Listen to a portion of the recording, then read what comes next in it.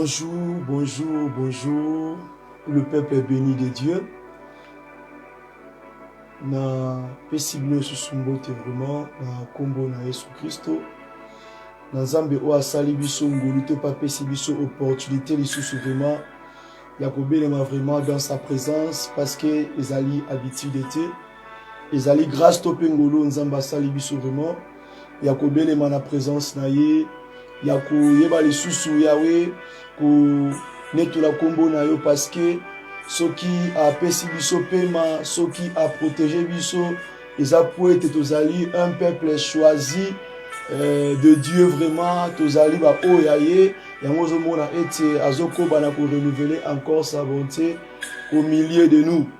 C'est ainsi que bien aimé, nalingi koyebisa yo ete na tongo lelo vraiment ndema komia zoloba ete bisika mibale to pe misatu bayebi kosangana na présence na Nzambe ete Nzambe azali katikati na bato wana. Vraiment na tongo ya lelo nalingi koyebisa ka bien aimé so natangi ete na kati ya makomi na Nzambe nazomona ete David azoloba Nzambe alamuki na tongo nayebi ete kosembola nayebi ete kotombola mongongo na ngai se epai na yo mpe kosembola maboko na ngai likolo se epai na yo po ete nalingi koyoka ete yoloba nalingi kotalisa ete na bomoi na yo soki yo te na bomoi na ngai soki yo te nani mosusu. Je m'excuse bien aimé, nalingi bisika ezwami yo tobanda kopesa Nzambe wana merci. Tokumisa kombo na Nzambe toyebisa Nzambe wana merci pour la grâce pour la pema o apesi biso. Toyebisa Nzambe merci pour la souffle de vie. Toyebisa Nzambe merci pour sa bonté. Toyebisa Nzambe merci pour ses bienfaits. Toyebisa Nzambe merci pour la matinale oyo. Toyebisa Nzambe sous merci parce que ye alingi biso, il nous a protégés, il nous a aimés bien aimés. C'est pour cela, disons à Dieu merci et élevons nos voix et glorifions le nom de Jésus ce matin. Toi, Nzambe wana merci.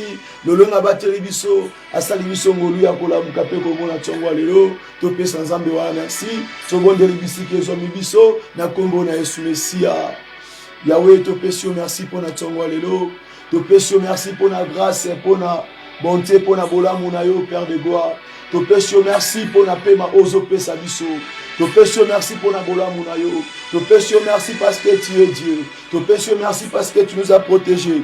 Te péché merci parce que olinga kibiso, yo bateli biso, yo kobiko, pour renouveler encore ta bonté. Na kati na biso Yahweh. Yango te péché merci na tongwa lelo. Yango to kumisi kombo na yo.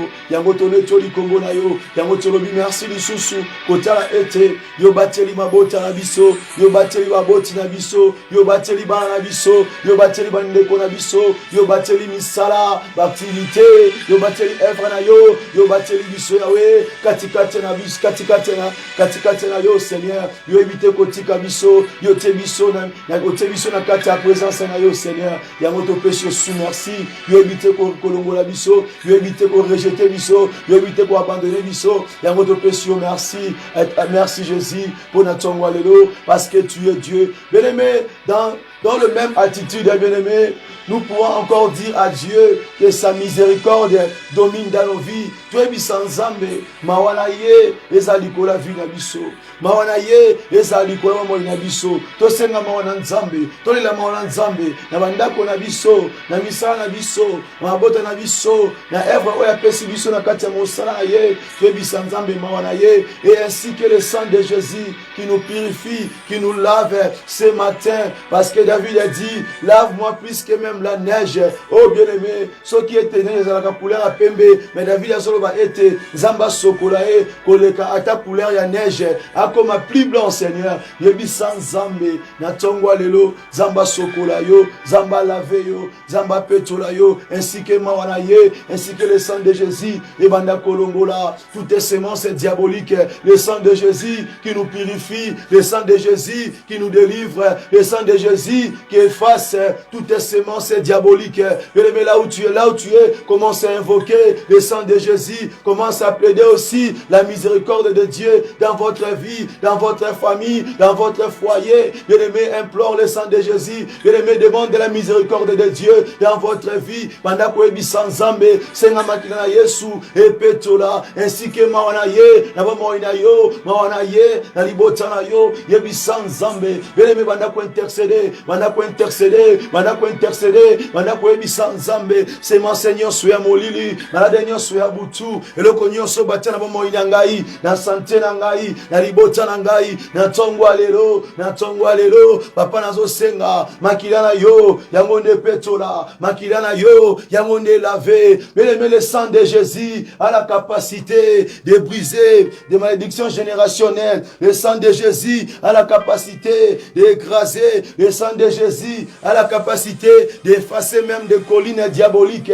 Le sang de Jésus a la capacité d'enlever même des maladies incurables. Le sang de Jésus a la capacité d'enlever toute apprente diabolique dans votre vie, dans votre famille. Le sang de Jésus a la capacité d'effacer toutes les genres, toutes les formes de malédiction dans votre vie, dans votre famille. Bien-aimé, invoquez le sang de Jésus, le sang de Jésus, parce que la Bible dit, s'il n'y avait pas eu cette occasion, cet événement qui était passé dans la montagne de Golgotha, bien-aimé, mais moi et toi, nous ne devons pas être pardonnés, même pas accueillis dans la présence de Dieu. Mais tant que soit tangissima kilanaye, nangomba Golgotha, le sang de friction, yango sala qui était, ngana yo lelo oyo, tobenga mabana nzambe, ngana yo lelo oyo, tobenga mbapele na nzambe, toebisa nzambe, makilana ye, yango nde sokola, makilana ye, yango nde petola, atotambulaka, oso comprendre te, bisiko le kanaka, bamona kolokola mokolo, bamona kolokola mobange mokobwe, beneme senga makilana Yesu, ebanda kopetola elongi na yo, ebanda kopetola nzoto na yo, maske nyonso balatisa yo, maske nyonso ya botutu, maske nyonso ya VS,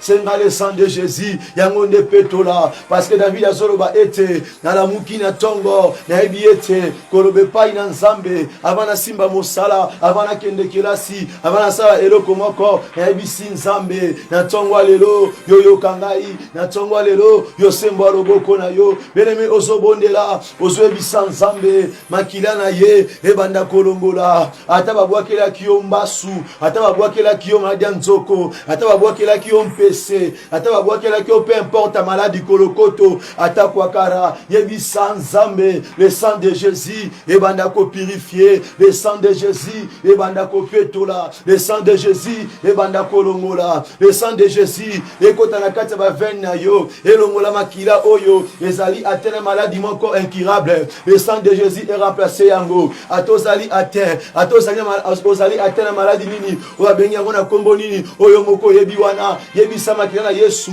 ekota na santé na yo, ekota na nzoto na yo, ebanda kolongola, makila oya mabeza na kikati na yo, makila wana semence ya bondoki, ebanda kobima, invoquez le sang de Jésus, invoquez le sang de Jésus, invoquez le sang de Jésus, yebi sans zambe, ozo comprendre te, na kati ya santé na yo, toujours ba mal à l'aise, ozo comprendre te, na kati ya moi na yo, makamusu simba kate, ozana partiment na nzoto na yo, et ça la kali sous-souté, inforcé na kali sous-souté, parce que makila, et circulé sous kunate, parce que makilo za bisika wana, et a déjà fouti, et a déjà détruit, yozo ebi sans zambe, makila na ye, e banda ko sokola, makila na ye, e banda ko petola, bien-aimé na katanda kona yo, ki miezala kate, na katanda kona yo, toujours trouble na trouble, na katanda kona yo, toujours bilo kobunga, na katanda kona yo, désordre na désordre, na katanda kona yo, ozo comprendre te, babomana webota kate, na katanda kona yo, o mona ka fruit d'amour te, na katali bota na yo, bisiko vandaka, ba fruit d'esprit, la fruit du Saint-Esprit, o mona ka yango te bien-aimé, yango bisike zwami yo, o tambola, na tous les quatre coins ndako na yo, oza ko invoquer le sang de Jésus, e banda ko purifier, e banda ko sokola, e banda ko petola, na salon na yo, na chambre na yo, na chambre à coucher, invoquez le sang de Jésus, na cuisine na yo, invoquez le sang de Jésus, na veranda na yo, invoquez le sang de Jésus, na bisiko salara mosala, invoquez le sang de Jésus, e banda kolongola, c'est mon Seigneur soba semaki, c'est mon Seigneur soba plasaki,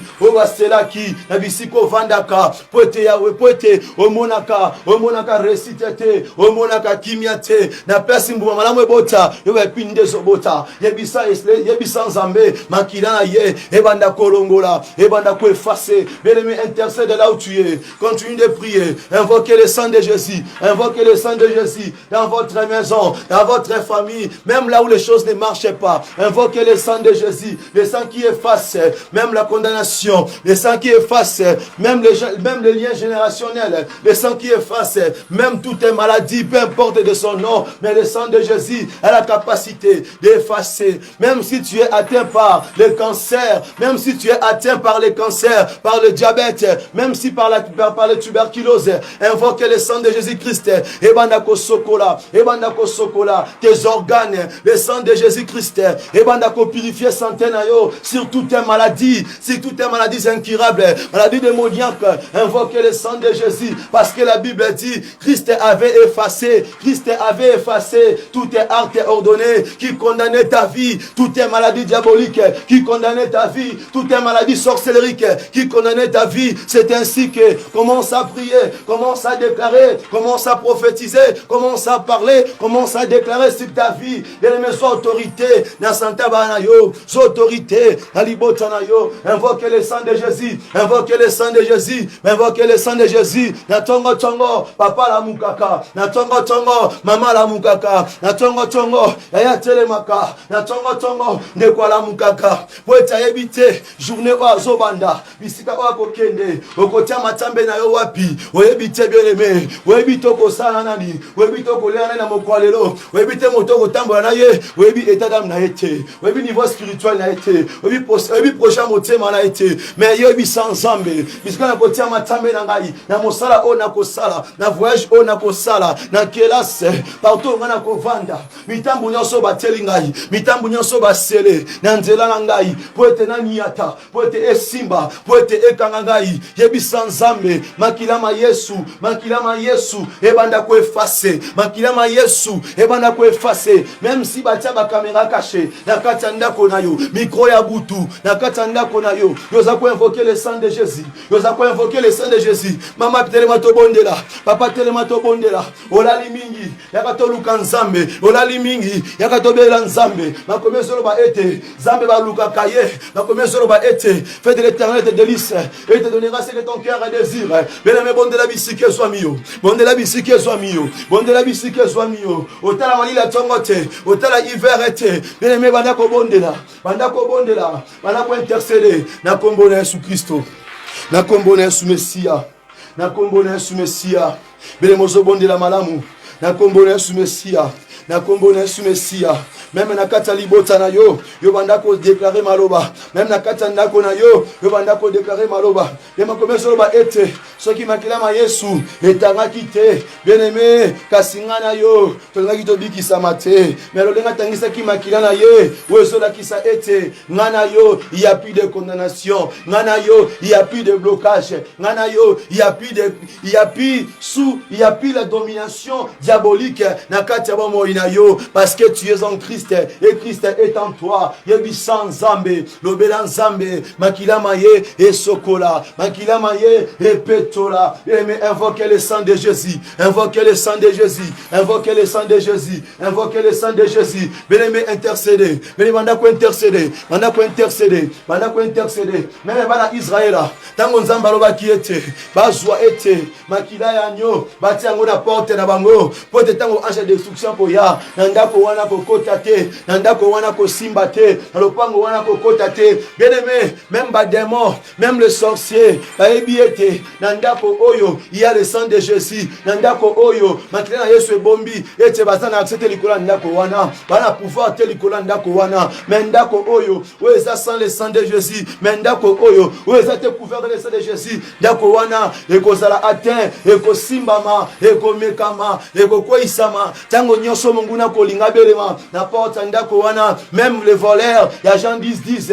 soka na porte ndako na yo, akuti makila Yesu, akokota te, akuti makila na Yesu likola bana yo akosimba te, akuti makila na Yesu likola mbongo na yo akoyiba te, akuti makila na Yesu likola mosana yo akobebisa mosana yo te, parce que obomba mi, parce que osimba mi. Invoquez le sang de Jésus, invoquez le sang de Jésus, invoquez le sang de Jésus, invoquez le sang de Jésus, invoquez le sang de Jésus, invoquez le sang de Jésus. Mais bon Dieu la bisike soit mio. Lobela nzambe wana. Yebisa nzambe makila na ye, makila ma Yesu epetola. Le sang de Jésus yangonde est sanctifié, le sang de Jésus yangonde est purifié ba moina yo. Yebisa nzambe le sang de Jésus, yebisa nzambe makila na yonde kisi na ngai, makila na yangonde protection na ngai, makila na yangonde couverture na ngai. Yebisa nzambe na musa ozo sala bazotela o mutambu na eva ozo sala bazoluka ete okweya na bisiko ozo teka tala ete omona ozo comprendre te oteka kana yo mena suko mona mbongo te obieske saki na ngeto boka to ezala kandenge nini pona mona kana zo teka na mona kana zo sala mena suka nango na so mona salaire muke. Bien aimé, senga makila ma Yesu ebanda ko couvrir mon mbongo na yo, senga makila ma Yesu ebanda ko couvrir activité na yo, senga makila ma Yesu ebanda ko couvrir ministère nzamba pesa yo. Bien aimé, parce que le sang de Jésus est dans la puissance ya ko effacer, le sang de Jésus est dans la puissance ya ko bomba. Bien aimé, yebisa nzambe lobela nzambe wana makila ma Yesu, makila ma Yesu yangonde petola, yangonde petola. Bien aimé, so bonde la malamu kobana ko intercéder, kobana ko intercéder, kobana ko intercéder, kobana ko intercéder, kobana ko intercéder, kobana ko intercéder. Matali susu bien aimé, matali susu bien aimé, matali susu bien aimé. Lobela nzambe azoyo kayo, lobela nzambe azoyo kayo, lobela nzambe azoyo kayo. Bien aimé, il est là, bien aimé, il est là, bien aimé, il est là, bien aimé, il est là. Invoquez le sang de Jésus, invoquez le sang de Jésus. Na kombo na Yesu, na kombo na Yesu, na kombo na Yesu, na kombo na Yesu, na kombo na Yesu. Bien aimé, yele tika na yebisa yo mokolo moko bali Yesu mwasi moko ya ndumba bakanga kena mobali na bakanga kena mobali ofagandeli bali Yesu mwasi wana tango bali Yesu banda kozela ete Yesu a condamné ye alors ba ete ba lapide ye po ete bango azalaki propos na mwasi wana metango bali liboso ya Yesu bele tika na yebisa yo, tika na yebisa yo beneme, tika na yebisa yo beneme bali na mwasi na liboso ya Yesu beneme, mwasi wana sans défense parce que bazalaki na preuve à l'appui. Bien aimé, moi sois liboso Yesu, peuple zozela kaka, ba lapide, to va persécuter. Bien aimé, Yesu za koloba ete, alors bien toi moni azana lisumu te, asaka mabete, azwa libanga, abamba mwasi oyo. Mais kune talinga ite, eloko sepeli singai. Tango Yesu amoni mwasi wana, après avoir ko pardonner, ebisi ete, ngana condamné ote, ngana sambisi ote, ngana bloqué ote, ngana emprisonné ote, mais na ebisi yo, kende ete osumuka lisusu te. Romains chapitre 8, le verset 1er, la parole dit ceci: il y a donc maintenant aucune condamnation pour ceux qui sont en Jésus-Christ. Bien aimé, n'a évité, si vous vivre dans la condamnation, vous avez limité vie na yo. Parfois vous comprendre c'est comme si vous avez bloqué quelque part. Parfois vous comprendre même si tu fais comment, il faut son na bisiko bandaki. Bien aimé, et ça malamute parce que l'assassin était partout au tambola, bisiko zo kende yo kan satanto ke ozo sala eloko oyo pono mata mais o tourner kana eloko moko au moins même mutu na kati ba faire na kati ya commerce abandaka na $100 mais na pesa comme na 150 azonga kala 80 toi mata azonga suna 90 donc azo matate a tourner ka bisika moko donc ce qui a mati a remona ki a komi na 100 donc 100 de ko mata na ye bien aimé mutabonga zo bakisa impiste mutabonga za ko évoluer te même ata mutu oyo azoba na démarche à voyage a ko sala nyonso ce komika a l'air à visa baliaka embongo c'est comme il a l'air à visa baliaka embongo même ata moto oyo azoba na relation moko fiançailles po te akoma na mobali na ye po te abala ye mais so akomika na suka baliaka mbongo to bayiba mbongo to pe mobali atika kaye. Bien aimé, za catégorie batu oyo bazo vivre na kati ya condamnation yo zoe bisanzambe baloba nyonso condamnation nyonso oyo jingi ba moina ngai nyonso basaka nyonso baloba nyonso babongisa likola vina ngai menga na tsongo ntongo lelo Père de gloire dans ton signe commis ozoloba ete na kati ya mokanda Romain le chapitre 8 le verset 1er makomi ozoloba ete bien aimé soki naza kati na yo na susu la condamnation te condamnation wa molili ou ezo bloqué ou ezo telema lokola mira Jéricho lokola Goliath lokola chaîne nyonso ou ezo latangai ou ezo kambangai bien aimé bisiki ezwami yo ozo autorité ozo bondela selon verset oyo ozo bondela selon chapitre oyo oza ko saka maloba oza ko déclarer oza ko telema oza ko bebisa ba condamnation nyonso likola vina yo likola moi na yo na mosana yo likola bana yo soki yo monaki te soki yo salaki te ezala pe ndenge monte lokola bana yo yebisa nzambe lobela nzambe na kati ya vina yo bien-aimé nini oyo ezanga omona oyo baninga bamonaka nini oyo epekisaka yo osimba oyo baninga basimbaka nini oyo esala ete po ete yo avance te nde baninga no baavansaka yebisa nzambe mon cas est différent yebisa nzambe mon cas est différent yebisa nzambe mon cas est différent yebisa nzambe mpo naza kati na yo yolobaki na ngai ete nakozanga eloko te yolobaki na ngai ete nakoyokisa masoni te beleme bondela nzambe lobela nzambe na kombo na Yesu Mesia. Merci Jésus parce que tu es là. Merci Père de gloire. Merci Yahweh. Pour être na tonga lelo yebiko koisa yebiko bebisa ba blocage to ba condamnation nyonso ebande ko simba bomo yabana yo na kombo na Yesu Kristo Père de gloire et salut ma bongo tikati molimo na yo et je contrôle eloko nyonso na kombo na Yesu Mesia pozali nzambe tolobi susu. Merci Seigneur Jésus-Christ. Alléluia. Amen amen. Nzambe a pambola biso sous na kati ya présence na ye. Vraiment avant de continuer susu service na biso kaka na kati ya losambo oyo tokotanga d'abord na kati ya livre Psaume. Psaume le chapitre 34 le verset aussi dans le verset 13 à 14 et puis aussi dans le livre Genèse chapitre 37 et puis sur le livre Genèse chapitre 45 et puis sur le livre Luc chapitre 10 le verset 5 et puis sur le livre Psaume chapitre 5 le verset 4.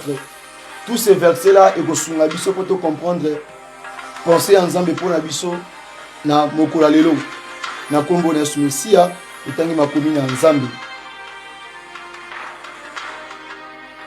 Tobandi na 12e verset na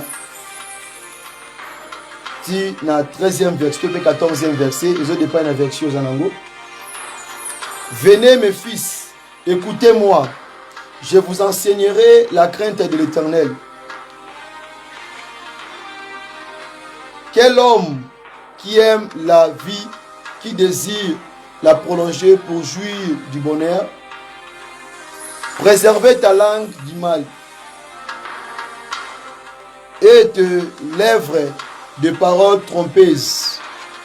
Éloigne-toi du mal et fais le bien. Recherche et poursuis la paix. La parole de Dieu. Livre Psaume le chapitre 34 dans le verset 12 qui nous a quitté. Nde makomi ona uti kotanga ainsi que par la grâce de Dieu. Bien aimé, nalingi kotalisa yo na likambo oyo etali la paix. Parce que na kati ya verset oyo ezaka na phrase oyo asuka nde intéressé ngai makasi. Elobi na biso ete rechercher et poursuit la paix. Bien aimé, la paix est nini? C'est quoi la paix, bien aimé? La paix, c'est la puissance de l'amour qui ignore toutes les choses, toutes les réalités, mais qui fait que la personne soit heureuse, qui fait que la personne se sente que tout va bien dans sa vie. Bien aimé, la paix, c'est kimia, la paix, c'est calme, la paix, c'est la tranquillité, bien aimé. Bien aimé dans le Seigneur, ma commune solo ba été Yeba koluka, tope kolanda. Sala ete nyonso, luka ete o fourni makoki nyonso, po ete o garder kimia na kati na yo. Po ete o bate la kimia na kati na yo. Bien aimé na kati ya livre Genèse chapitre 37. Et talisa biso ete bisolo ya elenge oyo innocent ya batu abotamaki na kati ya libota moko o bazalaki na nombre ya 12 enfants na misusu oyo bakisamaki na sima na bandeko misusu ya basi babotamaki mais dans le présent bazalaki d'abord 12 ye moko azalaki le 11e. Mais bien aimé dans le Seigneur, ndeko wana vi na ye Zambe asalaki e grâce. Zambe nalobaki ete akozala mutu akozala mokila te. Nzambe apambolaki ye, azalaki mobali kitoko, azalaki mbinga mobali, azalaki beau garçon, azalaki un gentilhomme, moto moko social, alukane makambo na batu te. Mais bien aimé, tellement botamaki na libota moko oyo batu basaka na motema koyina, na motema jalousie, na motema oyo basupportaka te komona moninga avancer, moninga sa eloko moko malamu. Il faut toujours critiquer, il faut toujours dénigrer, il faut toujours luka ete batangisa pinzoli balelisa moninga. Bien aimé, bandeko ya ndeko wana, les 10 autres wana basala nyonso po ete babebisa motema baluka ete babebisa via ndeko wana lolenge ete papa na bango Jacob ayeba ikolinga Joseph mingi ebe kozwa soin mwana wana mingi bien-aimé.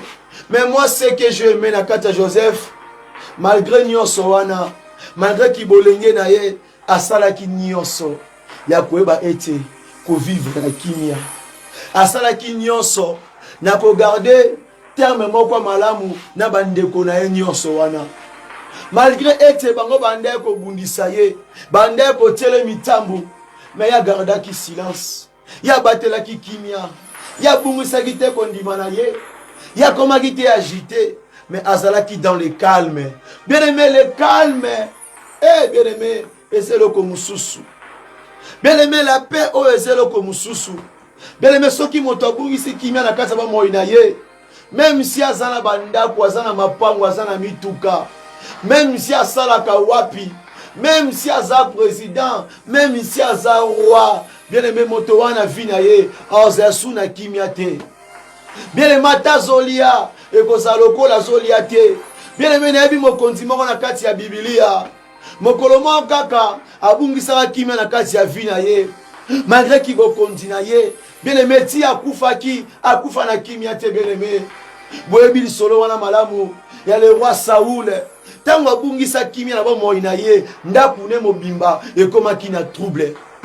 Bien aimé, oza na mbongo, oza na ngote, mais eloko za plus important, gardez kimia. Battez la kimia, bien aimé. La paix donne aussi la santé. La paix peut s'arrêter moto angenga. La paix peut s'arrêter moto mayele. La paix oyokaka efongolaka ekolisaka ba relation mususu. Bien aimé, la paix aussi ça peut t'élever quand la katia kimia oyo. La paix aussi peut s'arrêter même mutu. Et puis ça même mutu, il mange moko malamu na kati ya batu. Tout le monde va kolinga ba s'approcher pembe na yo parce que so mona ete et pas na yo ko soin les alagate et pas na yo ko tonge les alagate et pas na yo critique les alagate et pas na yo olula relo wa moninga te et pas na yo o sepela na o nzamba pesi yo et pas na yo olinga te o créer trouble na ba vie ya batu. La paix, rechercher la paix, poursuivre la paix. Bien aimé, to poursuivre la paix, to landa la paix, to rechercher la paix, bien aimé. Pe wana ezaka te soroke na ndako nzambe, te sorozora ndanga tango oyo, ozolanda losambo oyo, wande otie kimia, wande ozongi, mosantu kati na nkolo. Pe tango losambo aussi lobimi, obandi.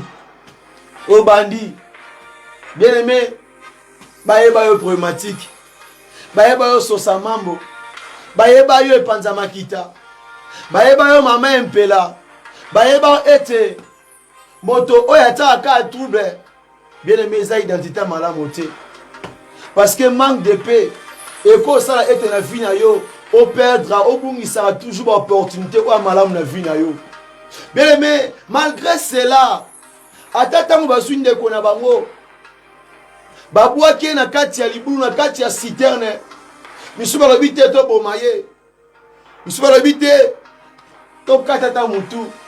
To baka ete nyamalien. Misuba lobite to tekaye. Ake musika na biso kuna. Soko obikaye. Soko akufaye. Mais bien aimé, malgré nyonso on to ebi réalité malamu. Po toza na faute de temps. Bien aimé, malgré kota ki prison. Ake pe na kati ya akepe kosala mosanda kwa mutu bakosele makambo o alingaki a violer. Bien aimé, nyonso wana accusé ou comment. Bien aimé, et on a sepela ki na kati ya Joseph, c'était la paix. Bien aimé, la paix ekoki komema yo noki peto pe mbango na bisika o nzamba tiaki bilaka na yo. Bilo mususu osimba ngote na vie na yo eza likola manque de paix. Parce que ozo mona mais okorate au conserver parce que maboko ezolenga, makolo ezolenga, oza trop agité. Bien aimé, la paix c'est la maîtrise de soi. Bien aimé, la paix c'est charisme. La paix hein? Muto a vivre na kati ya kimia. Ata zanango te botika lo yebate. Mais pour na batuana, ben baka ke muntu wana zangara te, ya zalaka nango kaka. Pourquoi? Et ça signe de paix. Bien aimé, la paix. Tango so vivre na kati ya kimia. Ato ke bisika batu bazolela. Yo so ba monika ya longi na yo. Ba mona kaka yo zalaka na bien, oliaka na bien, olataka na bien. Ozo mona pe na tempe ya bongo so kemba. Le est difficile. Mais qui peut te comprendre? Personne. Parce qu'en toi, tu gardes la paix. Bien aimé, malgré que Joseph, malgré ma passe malgré ma critique, malgré ma accusation, bien aimé, la seule des choses où il qui m'a cassé na vie c'était la paix. Yango so mona été ma communauté ba été na kotangi sabino kimia. Parce que la crainte de Dieu, c'est aussi la paix. La Bible dit ceci, que notre Dieu, il est un Dieu de paix. Il n'est pas un Dieu de désordre, mais il n'est pas un Dieu de trouble. Mais notre Dieu, il est un Dieu de paix et de l'ordre. Bien aimé, la paix peut transformer ta vie. La paix peut changer ta vie. La paix peut même te faire te croître malade ou en bonne santé, bien aimé. La paix peut te donner aussi la force de vivre. Bien aimé, vous savez, ceux qui m'ont régné katina yo, ata maladie oyo, et aux anangouya te likoa moina yo. Bien aimé, tu peux acclamer pour la gloire de Jésus. Beta mabo pa le kum nanza mbisi ke zwamio. Beta maboko wala makasi peut pousser des cris de joie. Na kombo na Yesu Messia. Bien aimé, Christ a zolo ba disciple. Tant atindi bango mission. Alors bien te pona biso ba umbu ne basali na ye. Yo be mo sali na ye yo ka ete. Samba zolo ba ete. Abikuna bo kende. Bo ke sa musana ngai. Na ndako bo kota. Soki ba yambi bino. Ba pesi bino place ya rovanda. Ete bolo ba ete. Que la paix soit avec vous. Que la paix soit avec vous. C'est-à-dire, c'est biblique. Monsali Nzambe, homme de Dieu, ok, mission, ok, bisika, kosa l'œuvre de Dieu, babo yo kota, babo yo travailler, babo ko pesa yo place, babo ko considérer ministère aux anango, babo ete ko supporter ngolu to pe grâce aux anango. L'homme de Dieu, serviteur de Dieu, ne force pas la nature, ne force pas des choses. Quand tu vois des actions comme ça, tant que Monica réalité bon bien aimé, pour Paula Makolo, changer direction, changer itinéraire. Parce que si on a bien insisté ici kawana, Mokolo oh golia poison, mokolo oyo kwa na motambo na bango, mokolo oyo bakosala mabe, to mokolo oyo kozwa problème, to mokolo oyo miro yo kotonga bisika wane kokweya.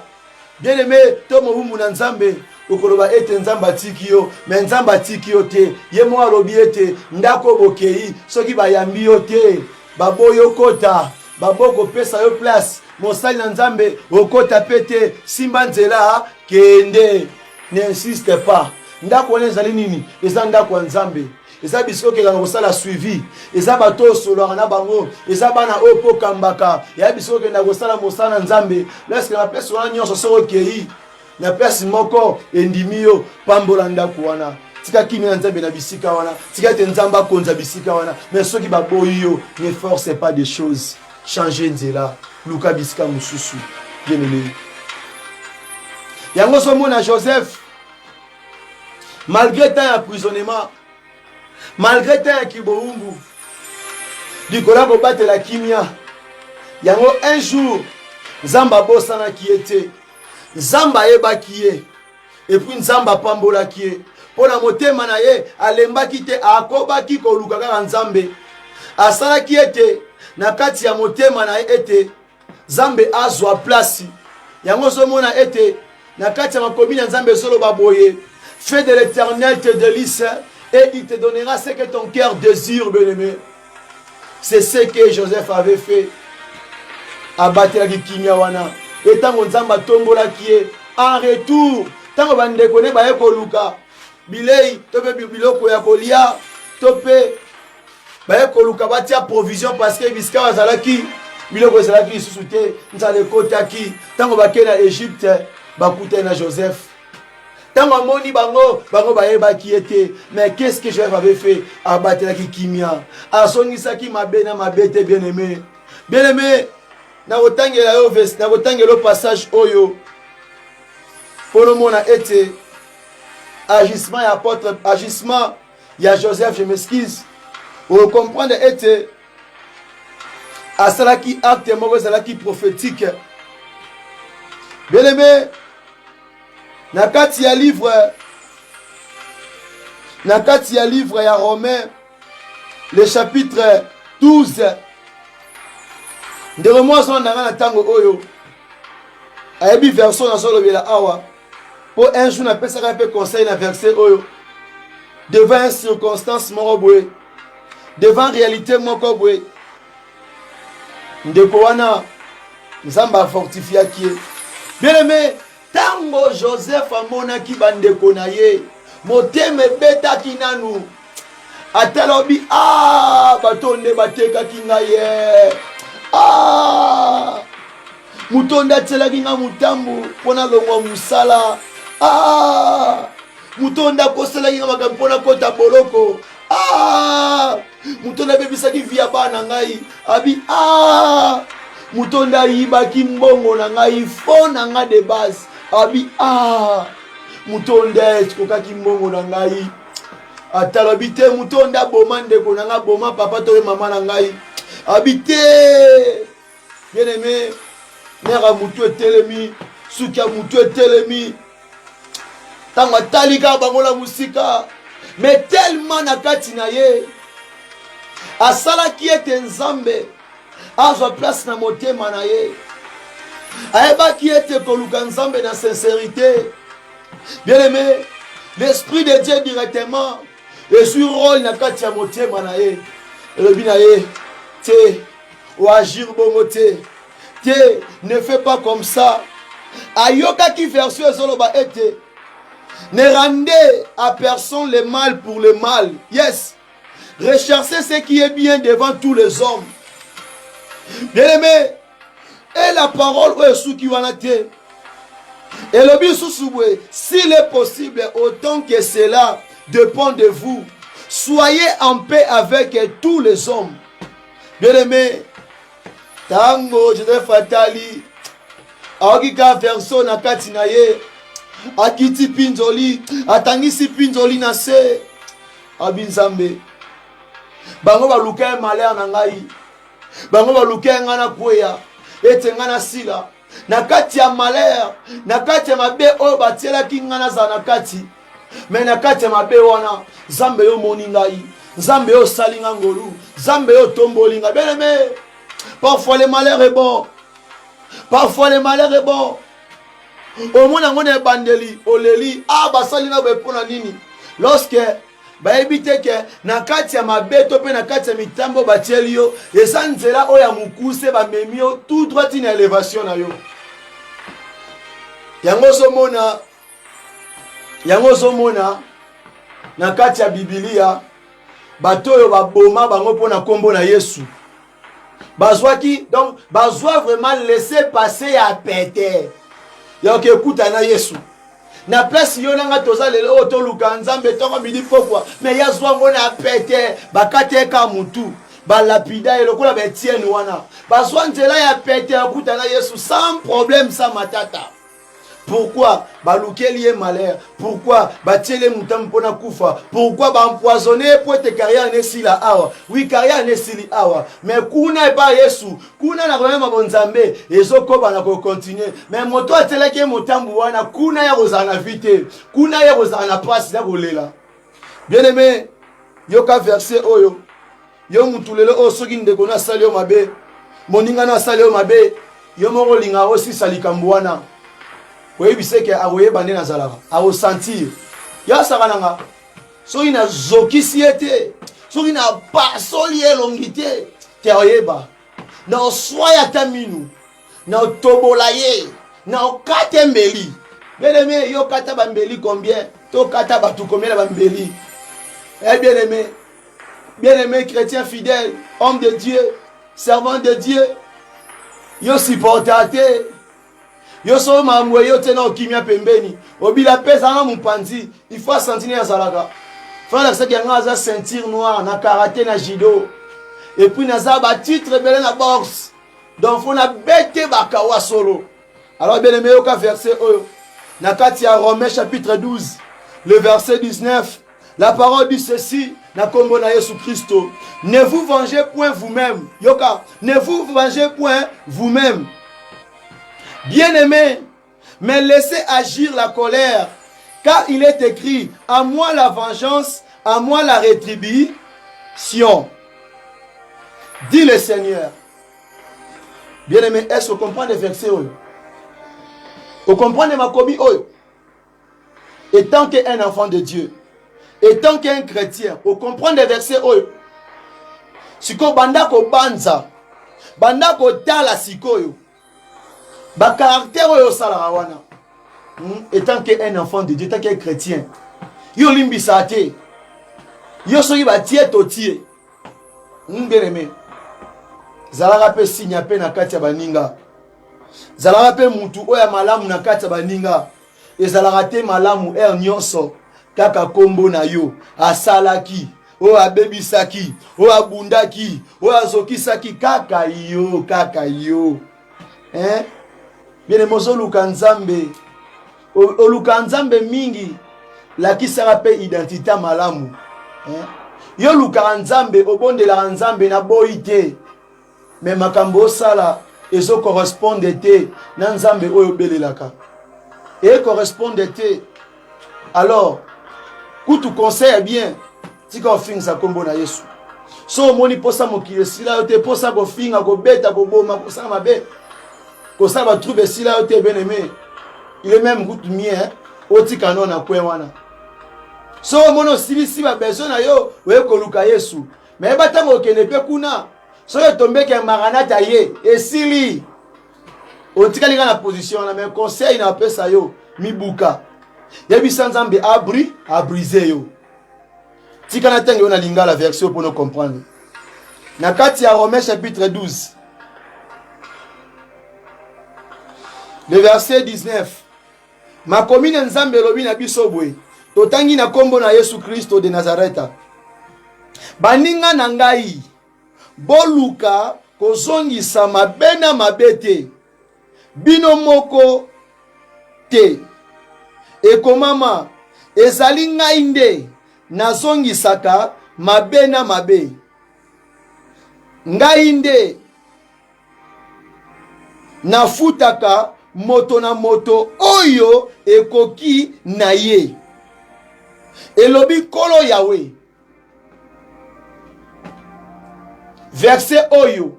Il faut tambola na yango tongo midi pourquoi? Romains 12, 19. Quand tu es devant situation, problème moko boye, likambu moko boye lequel yo mutu, zonga na verset Oyo. Tikela nzambe agir. Bien aimé bisike zo meto komi na suka. Yebi sans nzambe par rapport na Oyo ki so bungisa kimia na kati ya ndako na yo, na kati ya libota na yo, bondela pendant 2 minutes Oyo. Na minute au continuer service Oyo car na même sujet Oyo pour na moi dango na biso ekei yebi sans nzambe petit ka journée Oyo ko sala na boko na nzambe yebi sans nzamba kamba yo tambo na yo to bonde na kombo na Jésus Christ de Nazareth. Père de gloire, je vais dire merci pour na moment au pesi biso yawe na kati ya présence na yo.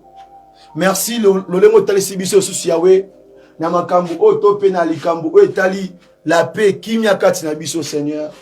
Tala biso bato oyo Seigneur to supporta na biso te. Likamba munketo peli moto. Likamba munketo dasuki. Likamba munketo katani. Likamba munketo mati. Bien-aimé, tika ete Seigneur. Kimia na yo et dominer kati na biso. Tika ete Seigneur. Atakanda ngwe ndenge nini Seigneur.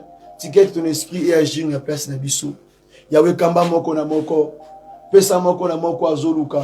Pesa wazangaki kimia, tia kimia na kati ya ndako, na kati ya foyer, na kati ya libana, na kati ya mosana, nyonso oto osala, tia kimia likola moko na moko, na kombo na Yesu Mesia, tikati okamba moko na mokwalelo tambo na biso Seigneur, qu'il soit ainsi Seigneur, reçois l'honneur et la gloire pour Zalinzambe, na kombo na Yesu Mesia. Amen. Bien-aimés, que Dieu vous bénisse abondamment. Tukutane sur la prochaine service, na midi, et on a biso toujours 12h juste, hein. Que Dieu vous bénisse. Shalom. Bye bye.